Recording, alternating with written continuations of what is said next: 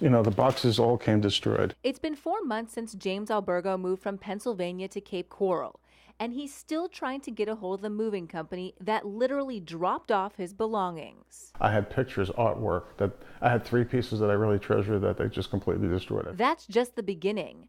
Albergo says he's also missing boxes of cookware, family mementos, and furniture. I had to go out and buy an entire new dish set. Some of the stuff they did deliver wasn't even his. There's dishes that belong to somebody that never got them.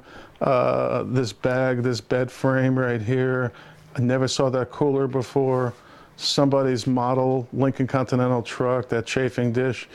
And this is just the tip of the iceberg, I swear to you. Albergo found Marine Corps movers on Craigslist.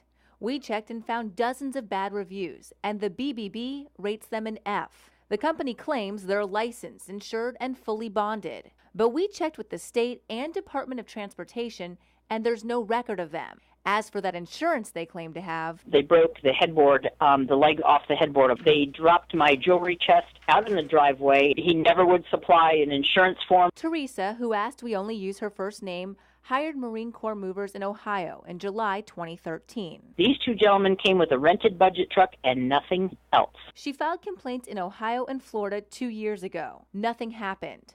Last March, the same company moved Kim, who also asked we not show her face. Just like James, she's missing a myriad of belongings. Antique bottles, trench art from World War I, and the list goes on and on. Most of that was her late mother's. All of it antiques. He's done a lot of people wrong. He is John Boston Hill III, who goes by Boston or Sarge. You know, sold himself as being an 8-year Marine Corps veteran. His ads say, when you absolutely need something done and done right, send in the Marines. What made you choose this?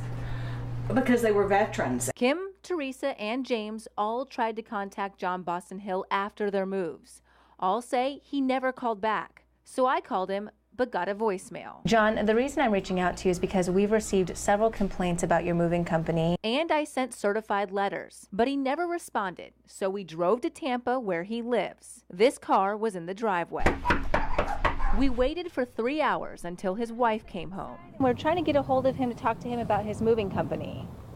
He doesn't live here anymore. Is he still working the Florida Veterans Moving Company? Not as far as I know, probably. I called again. This time, he answered. I've looked for your moving company registered in the state, and I can't find it licensed anywhere. Why are you reluctant to tell me where you're licensed? No response. We stopped by the home one more time that day. This time, his moving truck was parked in the front yard. Is John here? No, not at the moment. Where did this truck come from? The person who answered shrugged and closed the door. Not giving up, we went back to Tampa the next day.